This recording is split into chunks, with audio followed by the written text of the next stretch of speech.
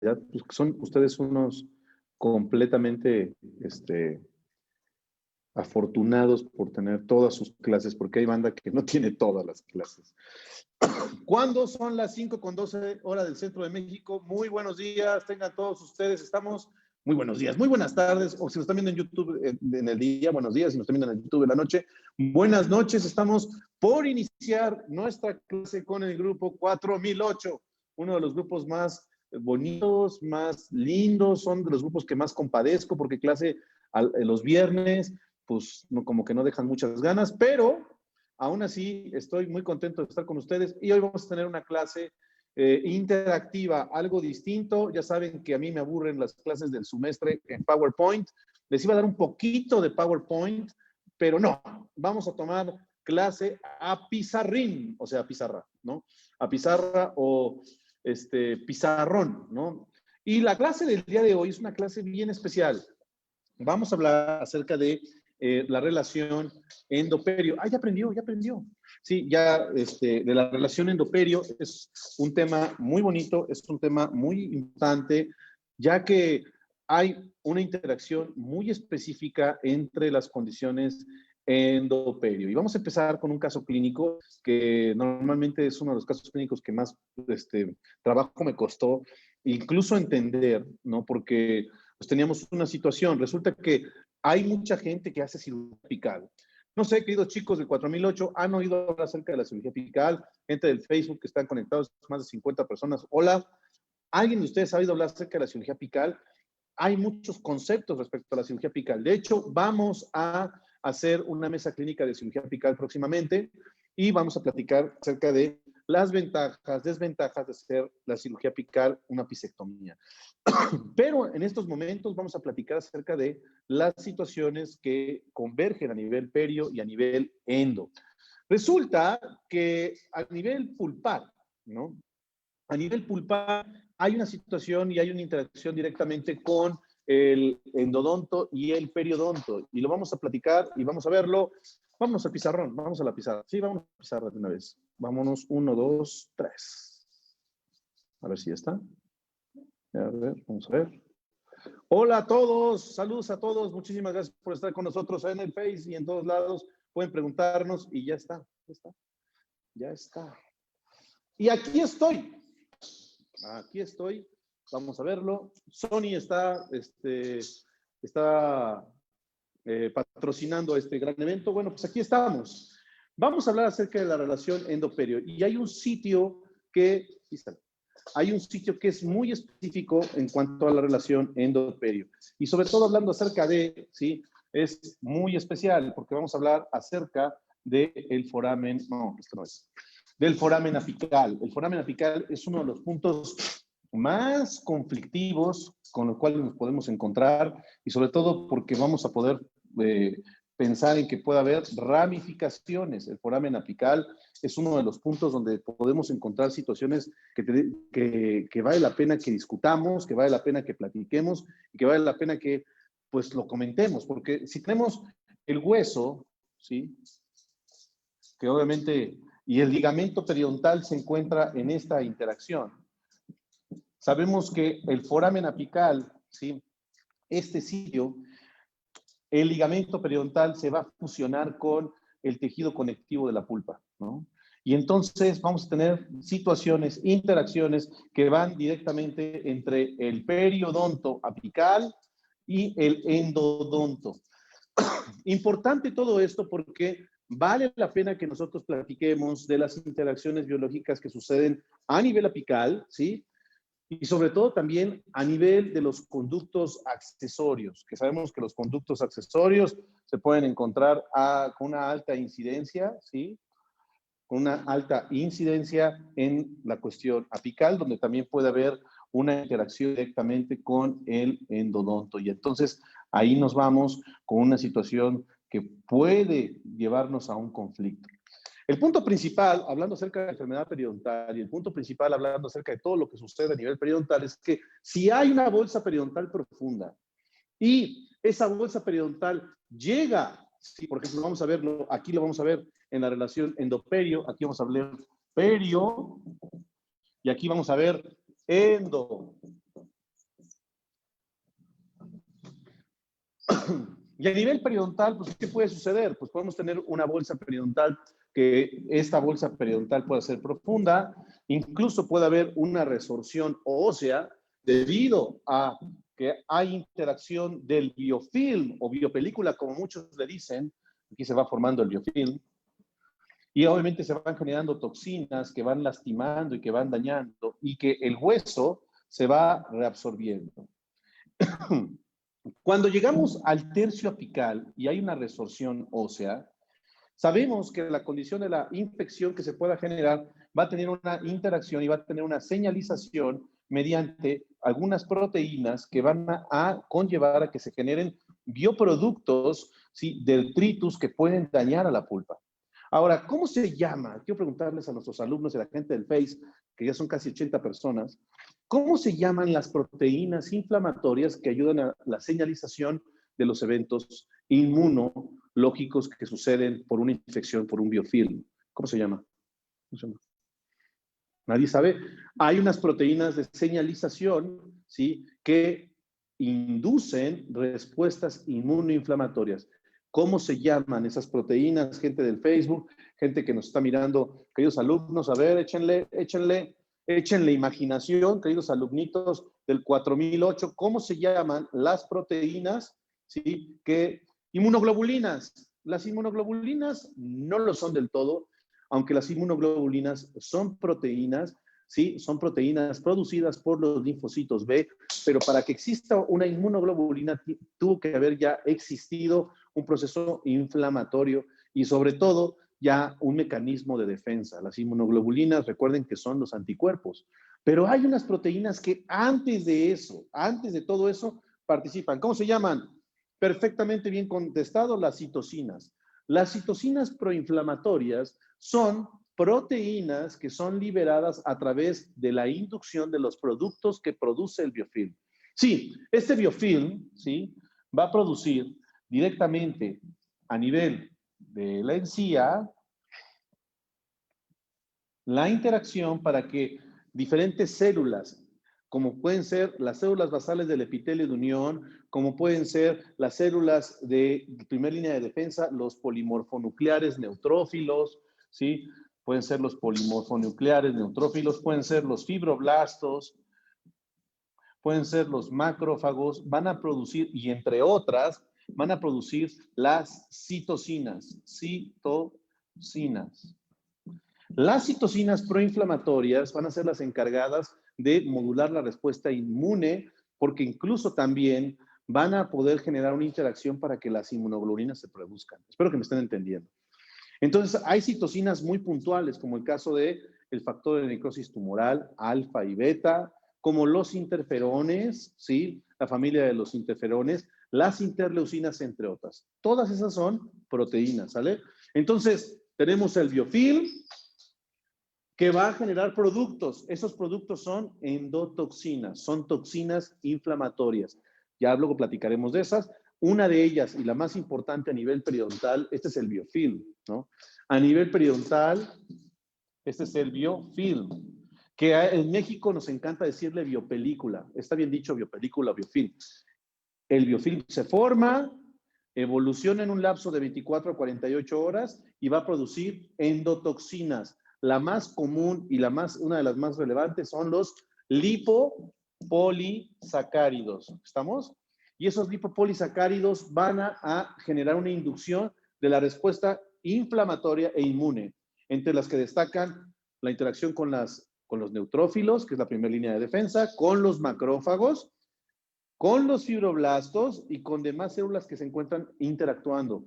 Todas esas células van a morir en su actividad, ya sea fagocitando el lipopolisacárido, ya se hace porque hay una toxicidad que las lleva a morir, pero van a liberar unas proteínas que van a modular la respuesta inmunoinflamatoria. Y esas proteínas se llaman citocinas. Las citocinas van a estar entonces producidas por el propio huésped, por la persona infectada. Y bueno, sí, esto les puede sonar un poquito parecido a lo que está pasando hoy en día en el mundo con el COVID, ¿no? También en el COVID pues hay una interacción y todo, pero no es lo mismo una infección por bacterias ¿sí? Que una infección por virus, que es diferente, que es lo que tenemos ahorita hoy en día, la guerra que tenemos. De hecho, necesitamos que nosotros producir anticuerpos. En el caso de una infección como la que tenemos, que son por bacterias del biofilm, ¿sí? Va generándose una interacción inmunológica y una regulación que puede llevarnos a una inflamación netamente crónica. O sea, hay que tener cuidado con eso. Entonces, estas citocinas van a ir induciendo, ¿sí? Diferentes factores, ¿sí? Y sobre todo diferentes situaciones, a grado tal de que las citocinas van a activar, ¿sí? Las citocinas, que las vamos a agregar así, van a activar a los osteoclastos, porque también tenemos un tipo de citocina o un tipo de factor o mecanismo de defensa que son las prostaglandinas. No me quiero meter en ese show, no me quiero meter en tanto choro, pero esas prostaglandinas, la prostaglandina 2, va a activar principalmente el osteoclasto. Recuerden que el osteoclasto tiene una forma de borde de cepillo y tiene varios núcleos. Es una célula multinucleada y es la responsable el osteoclasto de la resorción ósea. Entonces, conforme más se vaya reabsorbiendo el hueso, que hoy una paciente me decía que se comía el diente, realmente es la resorción del tejido. Conforme más se vaya dando la resorción del tejido, ¿sí? Se va dando la interacción directamente en el foramen apical, a grado tal de que si tenemos un daño, ¿sí? De resorción ósea, pues evidentemente el daño no nada más va a estar a nivel del hueso. Recuerden que el diente está anclado, ¿sí?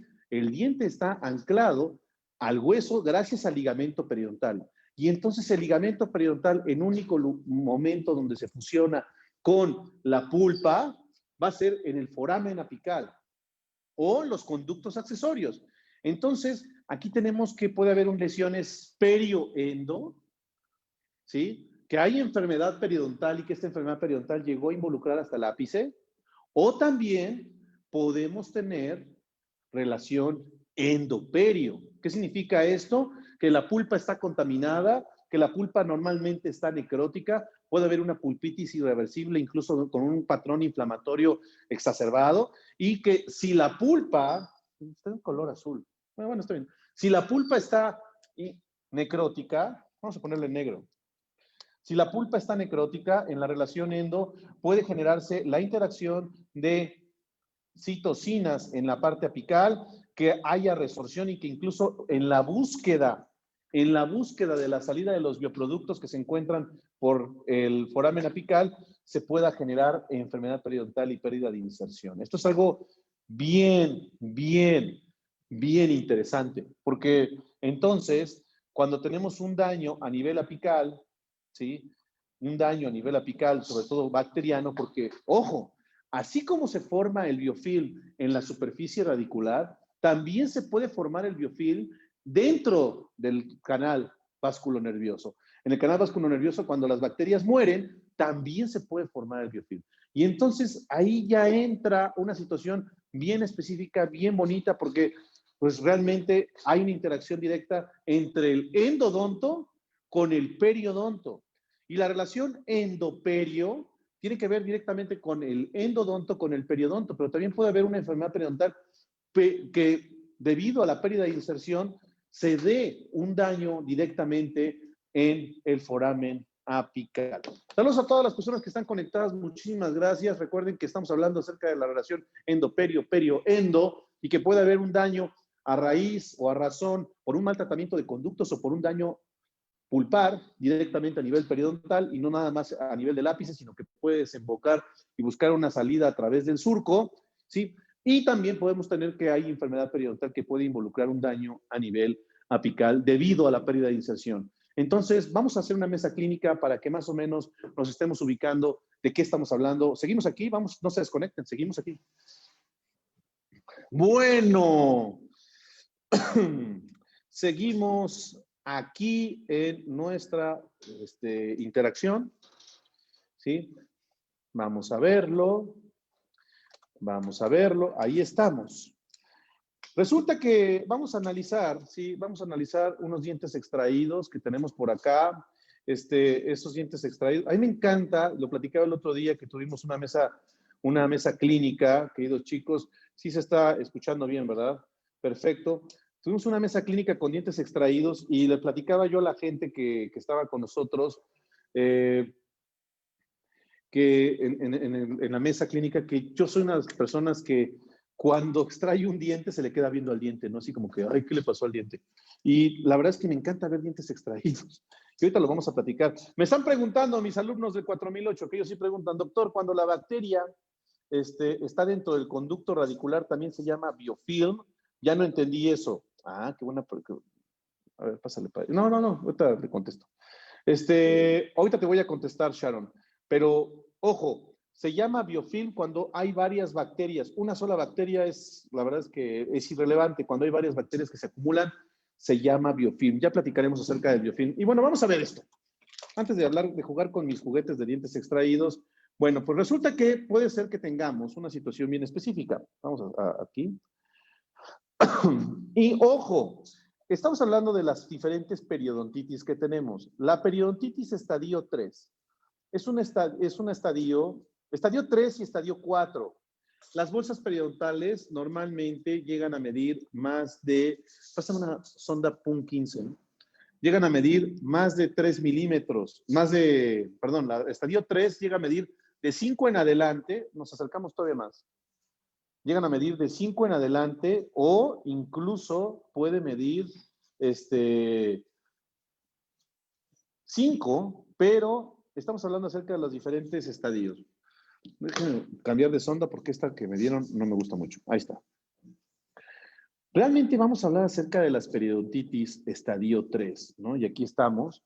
Recuerden que cuando la bolsa periodontal mide de 5 en adelante, o sea, de 6 en adelante, ya es un estadio 3 o estadio 4. Quien lo va a definir esto va a ser si va a perder dientes.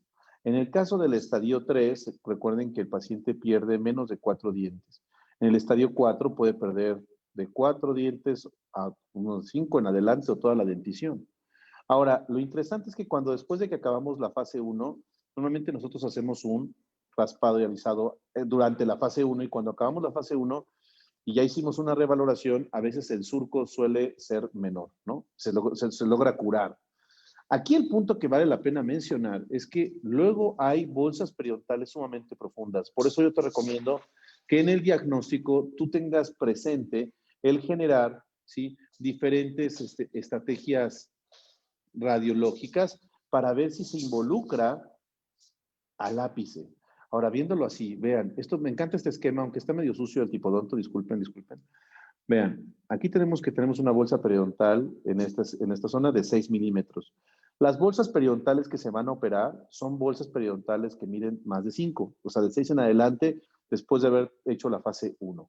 Pero, si tú radiográficamente ves que mide más de 7 u 8 milímetros, sí es importante que valores interdentalmente cómo se encuentra la pérdida de inserción, porque puede ser que te encuentres con un defecto con estas características. Vamos a verlo por oclusal. Vean, ahí está el defecto. De ahí ya platicaremos de los defectos intraóseos. Este es un defecto completamente intraóseo. Y este defecto intraóseo tiene esta situación, que puede ser que mi sonda entre más allá, ¿no? Vean, entre más allá. Intraóseo. Recuerden que cuando tú mides la capacidad que tú tienes de medir el defecto, la profundidad del defecto se llama ondeo. O sea, cuando metes la sonda, sí, se llama ondeo. Y este defecto al ondeo tiene 5 milímetros. ¿Ya vieron? ¿Ustedes qué creen, gente del Face y alumnos? Cuando tienes un defecto que tiene al ondeo 5 milímetros, o sea, de profundidad 5 milímetros, ¿creen que es probable que se involucre un tercio apical de estas raíces? Repito, cuando al ondeo tienes una profundidad de 5 milímetros, ¿crees que puede haber una involucración del tercio apical de estas raíces? Esto es interesante. Claro que sí, así como me están contestando. Incluso algo que pasa muy frecuentemente para aquellas personas que hacen extracción de terceros molares, ¿no? Es que a veces el tercer molar, bueno, aquí estamos hablando de un tercer molar. A veces el tercer molar cuando lo extraes, ¿sí? Y sobre todo si el tercer molar llega a estar, déjame enseñárselos así. Si el tercer molar llega a estar, ¿me ayudas a sostener esto? Mejor tú para acá, Denis, vente para acá. Cuando el tercer molar, vamos a simular algo con un tercer molar, permítanme un segundo. ¿Sí? Cuando el tercer molar llega a verse así, no sé si haya visto alguien una situación de estas. Vamos a tener aquí. Ajá, sí. Y esto también. Y bueno, vean, a veces la persona, a ver, quiero que se vea, ahí está. A veces llega a suceder que se le extrae el tercer molar, ¿no? Pum. Y entonces, ¿sí? Si no hay un buen cuidado, y eso lo vamos a platicar con la gente de Padierna, de la área de profundización quirúrgica, si no hay un buen cuidado al momento de eliminar el tercer molar, o sea, de erradicar el tercer molar, ahí está, perfecto, puede ser que incluso la extracción de terceros molares involucre al tercio apical. Por eso es importante decirle a los pacientes que hay que mantenerlos en observación después de haber hecho una cirugía de terceros molares. O sea, es importante esto, ¿no? Entonces, una extracción de terceros molares, sí, puede generar ese problema. O, en su defecto, gracias, no sé, podemos tener que, otra vez, que haya un defecto, ¿sí? A nivel por distal. Estos son los defectos que más odio, ¿eh? Vean, al ondeo, y bueno, ¿cuánto se mete? 5 milímetros, y entonces curetear una zona retromolar, ¿sí? Suele ser sumamente difícil, ¿no? Complicada. Otra situación que podemos ver, gracias, en la parte superior, por ejemplo, por palatino, es interesante que ustedes lo lleguen a ver, ¿sí? Por palatino puede ser que se encuentren con esto, ¿no? Vean, un defecto a nivel radicular. Recuerden que por palatino, bueno, vamos, este paciente tiene defectos por todos lados. Recuerden que por palatino, sí tenemos grandes situaciones porque la raíz palatina es la más grande, ¿no? Entonces, si tenemos un defecto por palatino, déjenme ver dónde estoy. Si tenemos un defecto por palatino, puede ser que incluso se involucre al tercio apical. Aquí hay varias cosas que hay que tomar en cuenta. Y eso es interesante y eso es importante valorarlo, evaluarlo y checarlo, porque lo vamos a platicar de esta manera. Si ustedes tienen un caso clínico, y esto es importantísimo, ¿sí? No, estoy poniendo un logo que nada que ver. Si ustedes tienen un caso clínico donde se involucra el tercio apical, va a ser fundamental que se haga interconsulta con endo antes de cualquier cirugía. Vamos, la interconsulta con endo se tiene que hacer durante la fase 1. La interconsulta con endo se tiene que hacer durante la fase 1. Repito, la interconsulta con endo se tiene que hacer durante la fase 1.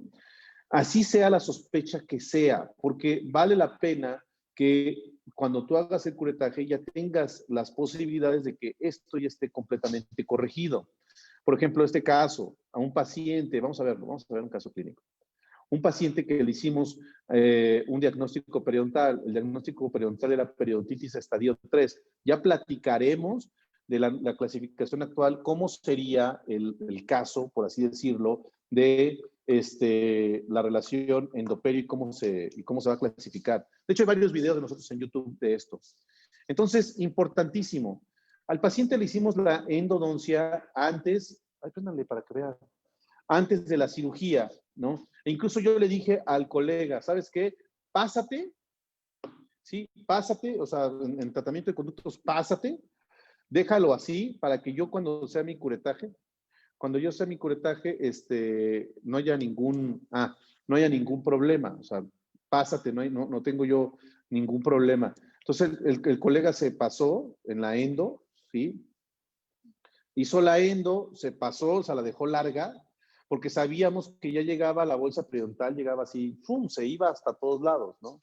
Entonces, bien importante que en este punto, antes de cualquier curetaje, antes de cualquier cirugía, hagan la endo previa y se haga una valoración endo previa, ¿sí? Es muy importante esto, que se haga la valoración endo previa. Entonces, a este paciente pues se le hizo el tratamiento, se le hizo la endo, se pasaron, ¿sí? E hicieron el manejo apical. Entonces, vale mucho la pena que lo veamos. Vete por el bote, ¿no? Con polvo, ¿sí? Entonces, vale la pena que lo veamos, vale la pena que lo revisemos y que siempre se haga endodoncia antes de la fase 1, antes de cualquier fase 1, antes de la fase 2, antes de cualquier cirugía, se haga el tratamiento de conductos. Ahora, puede haber casos donde a lo mejor el paciente, pues no tiene tanto problema, ¿no? Y ahorita vamos a ver unas raíces y vamos a revisarlo, porque puede haber situaciones donde, pues sí, o sea, el paciente se encuentra bien, ¿no? y no hay tanta pérdida de inserción. Nos ha pasado, lo hemos visto, que el paciente no tiene tanta pérdida de inserción y que, oh sorpresa, cuando levantas el colgajo, te das cuenta que estás a nivel apical, ¿no sientes? Te das cuenta que estás a nivel apical y eso puede ser uno de los grandes conflictos a los cuales nos podemos enfrentar. Vamos a ver este caso clínico, por ejemplo, un paciente también que llegó con nosotros y que la verdad es que yo no lo veía tan, pues sí veía un daño apical, pero a veces hay gente que, bueno, a mí eso me sorprende mucho de los endodoncistas, ¿no? Vean esto. Me sorprende mucho de los endodoncistas que de pronto ellos dicen, no, pues hay un daño apical, ¿no? Y tú así de, güey, pues neta, ¿hay daño apical? Yo no lo veo. Sí, sí, sí, hay daño apical. Es esto. Bueno, yo digo, no, ¿sí realmente será esto? Entonces, realmente aquí hay un tema, ¿no? Y aquí me pasó porque el paciente a nivel del tercio medio, ¿sí? Cuando tú sondeas, recuerdas que sondeas distal, medio y mesial. Pues aquí en medio, que era donde lo habíamos encontrado, no había bolsas periodontales, o sea, no había nada así que tú dijeras de relevancia. Hasta que cuando llegamos a la cirugía y sí nos dimos cuenta que pues sí había algo de relevancia. Ahorita vamos a ver cómo en el sondaje, vean, en mesial sí entraba bastante, pero entraba 6 milímetros. En medio, bueno, ahí entraba un poquito 6, y ahí me entraba 7 milímetros. O sea, realmente no había tanto problema, pero vean, ya cuando levantamos el colgajo, me doy cuenta que estos 7 milímetros eran más de 7 milímetros. ¿Y qué creen? No habíamos hecho la endodoncia. La endodoncia se tiene que realizar antes. Entonces, aquí un buen punto es que ustedes siempre lo valoren, lo platiquen y si tienen alguna duda, hagan ¿sí? Una interconsulta con endo. Esa interconsulta con endo te va a ayudar a que tú veas si el paciente tiene una pulpa vital, necrótica o si hay una pulpitis. Hay gente que tiene un umbral al dolor muy alto y que tiene una pulpitis irreversible y no tiene ningún problema, ¿no? Entonces, pues bueno, aquí tuvimos que instrumentar muy bien la zona, manejar muy bien la zona, hacer un curetaje directamente en la zona, limpiar perfectamente. Nos dimos cuenta que había una caries a nivel del tercio radicular cervical. Y entonces aquí le mando un gran saludo a las doctoras que me ayudaron a colaborar con eso. Yo no lo hice solito, lo hizo la doctora Leslie Muñoz, la doctora Guadalupe Viridiana. Se hizo la endodoncia transquirúrgicamente. Realmente yo no lo recomiendo, pero no había de otra, o sea, había que hacerlo. Entonces, aquí yo sí les puedo recomendar que si pueden hacer la endodoncia antes, se van a quitar muchos dolores de cabeza, les va a ir muy bien, se van a sentir más tranquilos y pues el pronóstico va a ser muchísimo, muchísimo mejor. Entonces, sí vale la pena que ustedes se centren en eso, porque al final, cuando haces el procedimiento quirúrgico, pues ya tendrás que nada más abocarte a la instrumentación del ápice, ya sea con una apicectomía, que ya lo platicaremos, cuándo se hace apicectomía, cuándo no se hace apicectomía, ya lo comentaremos, o cuándo solo se hace un bruñido. Entonces, importante, espero que esté quedando perfectamente bien claro qué es lo recomendable, que se realice un diagnóstico periodontal. Ahora, hablando acerca de lo que habíamos comentado en los esquemas, sí, podríamos comentar y podríamos decir que entonces, y vamos a la mesa clínica, que a nivel apical, cuando tenemos una involucración, y por eso yo les digo que me le quedo viendo mucho a los dientes, cuando los dientes los extraigo, me les quedo viendo y trato de averiguar, bueno, qué pasó, ¿no? Realmente es el mejor momento para poder tú averiguar qué está pasando, qué está sucediendo o qué fue lo que llevó al paciente a perder estos dientes y vale la pena verlos así. Vamos a verlo, vamos a verlo. Vamos a verlo en la mesa clínica. Son algunos dientes extraídos, ahí lo están viendo.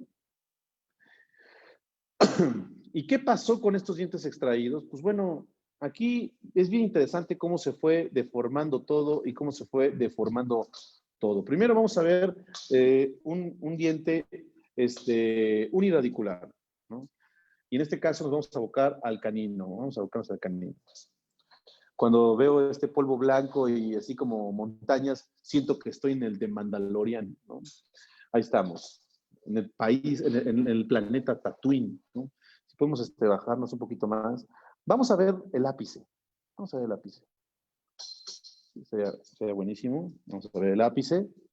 Un poquito más, nos acercamos todavía un poquito más. Vean qué interesante, estamos viendo el ápice y estamos viendo la situación del ápice, ¿no? Este diente se perdió por enfermedad periodontal, sí, por acá. Este diente se perdió por enfermedad periodontal y bueno, qué interesante. Vamos a quitarlo de su entierro. Ahí está. Vean, el sarro, como ustedes lo están viendo, llegó hasta el tercio apical. Entonces, el canino me queda claro que es uno de los dientes más largos que hay, ¿no? Nos podemos verlo todo en su longitud. Sí, entonces, si tú tienes una bolsa periodontal, siempre vas a tomar en cuenta la unión amelocementaria, ¿no? Que de hecho, aquí está. Vamos a verlo. Siempre vas a tomar en cuenta la unión amelocementaria, como el caso de nuestro pacientito. Entonces, si de pronto tú ves que la sonda periodontal se va, ¿sí? Se va. Tienes hasta 15 milímetros, pues quizás en el ápice de la raíz del canino no está involucrado, pero si se llega a ir más, pues puede ser que haya problemas. Ahora, vean, sí me gustaría que se observara, ¿sí? Vean cómo se observa la raíz y cómo en cuántas zonas tiene involucración y cómo tiene formación del cálculo sarro-tártaro. Ya comentamos que es placa bacteriana o biofilm calcificado, el sarro. Y vean qué interesante es ver la calidad del ápice. Ya lo platicaremos, cómo se observa el ápice, qué es lo que se observa. Nos acercamos un poco más. Sí. Y aquí sí podemos observar, pues, como ciertas porosidades, nubosidades, vamos, situaciones un poquito gomosas. Y ahora, esto interesante es que el ápice aquí está cerrado, pero eso no implica, sacamos un poco más, de hecho, yo creo que vas a tener que desmontarlo, ¿sí? Aquí lo importante es que puede ser que encuentres que el ápice está cerrado completamente, pero sabemos que las bacterias tienen una proliferación nanométrica. Entonces, esa proliferación nanométrica nos da una posibilidad que pueda llevarnos a que incluso bacterias se metan a través del ápice. Lo que están viendo es un ápice de un canino, personas que se acaban de conectar, ¿sí? Personas que se acaban de conectar, es un canino y vale la pena revisarlo de esa manera, ¿no? Entonces, ahí lo tenemos y recuerden que la incidencia, ¿sí? La incidencia y la alta prevalencia de los conductos accesorios, los canales accesorios, pues es alta en dientes uniradiculares. Lo tenemos así, principalmente viéndolo, ahí lo estamos viendo, lo tenemos, ahora hacia frente, sí es más sencillo, ¿sí? Entonces, a lo mejor el ápice está cerrado, pero lo que sí puedo yo ver es que puedo encontrar que la incidencia de los conductos accesorios pues es alta, sobre todo en el tercio apical. Y entonces es ahí cuando tenemos diferentes situaciones que vale la pena verlo y vale la pena atestiguarlo. Incluso vean pues cómo estas mineralizaciones son las que me indican, pues por eso se perdió este diente, caray, ¿no? Por enfermedad periodontal. Me queda claro que este diente se perdió por enfermedad periodontal. Y entonces es cuando yo les comparto tantito mi pantalla, donde vamos a ver un esquema que fue publicado por el doctor de Deus en 1975, donde se menciona los conductos accesorios que tienen una alta prevalencia en la zona apical. El 17% de los dientes uniradiculares, más bien, se presenta en un 17%, sí, exactamente, se presenta en un 17% de dientes uniradiculares los conductos accesorios. Y ahora, hablando acerca de dientes multiradiculares, tenemos varias situaciones que vale la pena analizar de una forma importante. Bueno, este diente se perdió, ¿sí? Ya lo habíamos analizado, y aquí tenemos el punto de, pues vean los forámenes, ¿no? Los forámenes estaban completamente alterados, ¿sí? Muy alterados, ya había una resorción externa, Y quiero que te centres en la zona del fulcrum. Vean la zona del fulcrum. Incluso vamos a darle un poquito más de luz. La zona del fulcrum. En la zona del fulcrum podemos observar que hay un gran contenido bacteriano. De hecho, hay grandes calcificaciones aquí. De hecho, más oclusal. ¿Sí? Ahí está. Ahí lo tenemos. Más oclusal. Eso, excelente. Mira, qué bien se ve. Y todo esto es contaminación. Y bien nos podrían preguntar, entonces, en la zona de los molares, ¿cuál sería el conflicto? Pues sí, en la zona de los molares el conflicto que más llegamos a observar es que aquí también tenemos conductos accesorios y ese conducto accesorio, sí, que aquí está tapado por sarro, ¿sí? Es el conducto cabo interradicular, que es muy común que lo llegamos a observar, el conducto cabo interradicular. Incluso aquí vamos a ver una fotomicrografía donde se observa el conducto cabo interradicular y entonces son los sitios donde tenemos mayor interacción, mayor relación del nivel endoperio, donde por este conducto pueden salir toxinas y obviamente esas toxinas contaminar el periodonto o en su defecto, como lo estamos viendo ahorita en su imagen, o en su defecto, el daño periodontal que pueda estar ocasionado por que se acumula demasiado sarro, cálculo tártaro, ¿sí? Invada la zona del conducto cabo interradicular y eso conlleve a que el paciente se genere una necrosis en el paciente en este diente. Entonces, esa es la interacción que tenemos, son las dos cosas y los dos puntos que queremos compartirles, que puede haber una contaminación ya sea en el endodonto y salir directamente hacia el periodonto aquí, ¿sí? O del periodonto, como lo estamos observando, directamente se contamine hacia la pulpa.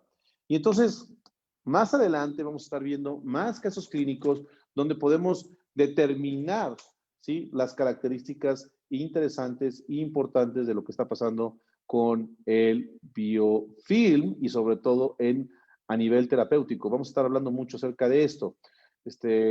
Pasamos acá ponemos para pasar al pizarrón.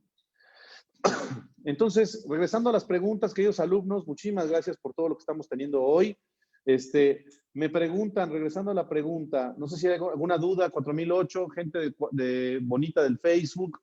Me preguntan entonces, me preguntó la alumna Sharon Delgado, doctor, cuando la bacteria está dentro del conducto radicular, también se llama biofilm. Y es una pregunta.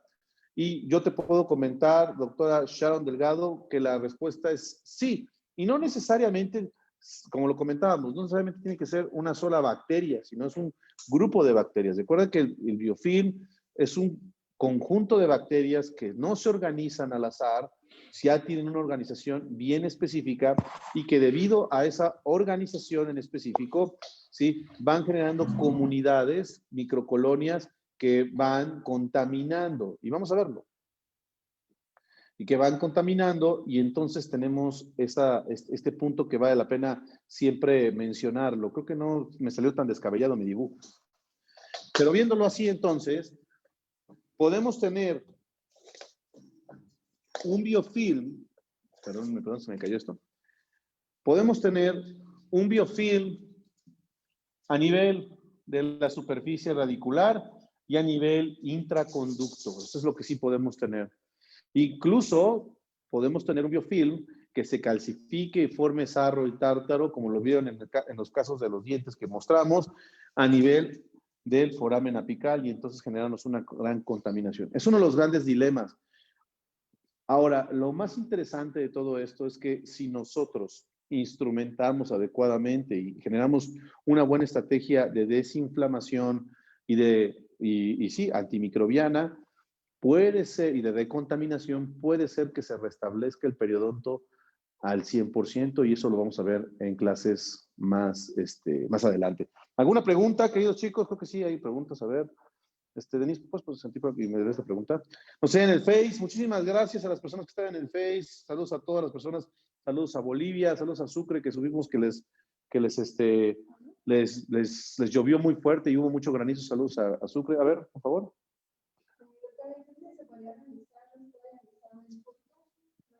¿Se podría hacer raspado y cerrado radicular en furca? Claro que sí, es una gran pregunta. Sí se puede realizar. El único problema que tenemos a nivel de la furcación, ¿sí? Que también tenemos un nivel endoperio, es cuánto se involucró la furca. Porque sabemos que la furca, aquí no se preocupe, porque sabemos que cuando está involucrada la furca y el hueso se ha perdido, ¿sí? Vas a depender mucho del acceso que tengas en la entrada de la furca. Y sí se tiene que hacer raspado y alisado radicular. Vamos, incluso lo que nosotros recomendamos es que dependiendo del grado de involucración de furca, recuerda que tienes clase 1, 2 e incluso 3, que pasa lado a lado. Dependiendo la amplitud de la furca y del grado de involucración de la furca, sí puedes hacer raspado y alisado radicular. Y si no alcanzas a hacerlo adecuadamente durante la fase 1, entonces sí está indicado que tú puedas entrar, hacer un colgajo en la fase 2 y entonces limpiar perfectamente bien. Y por qué no, todos los depósitos microbianos que están a nivel de la furca los puedas eliminar. El gran reto es que no tenemos siempre muy buen acceso por la amplitud de la furca. ¿Alguna otra pregunta? No, todo muy bien. Bueno, pues muchísimas gracias, gente del Facebook. Otra pregunta, ¿qué? La resorción interna tiene una relación con perio, depende, ¿no? Depende de lo que te encuentres, pero definitivamente es muy complicado. Puede haber algunas toxinas, de hecho hay algunas características que todavía no están bien establecidas con respecto a la resorción interna, porque puede haber alguna interacción bacteriana, alguna cepa de la Agregatibacter actinomycetum. Disculpen las palabras de cepa, porque ya hoy todo el mundo está metido en eso, pero el Agregatibacter actinomycetum comitans puede tener diferentes cepas, igual como el coronavirus lo está presentando. Entonces, hay cepas que pueden estar interactuando para que se formen metaloproteinasas dentro de los conductos y entonces se dé una resorción interna, pero todavía no se sabe. Lo que sí es que puede haber resorción externa debido a un conflicto periodontal y normalmente esto se llega a ver en dientes reimplantados. Espero que eso se esté contestando. Muchas gracias, pues gracias a todos, queridos alumnos, muchísimas gracias. Nos estamos viendo la próxima semana. Recuerden, el lunes tenemos mesa clínica para hablar con el clan de los elegides acerca de raspado y alisado radicular. Y bueno, pues gracias a todos, que tengan un bonito fin de semana, cuídense mucho, esténse al salvo y cuiden a su familia. ¡Nos vemos! ¡Adiós! ¡Adiós!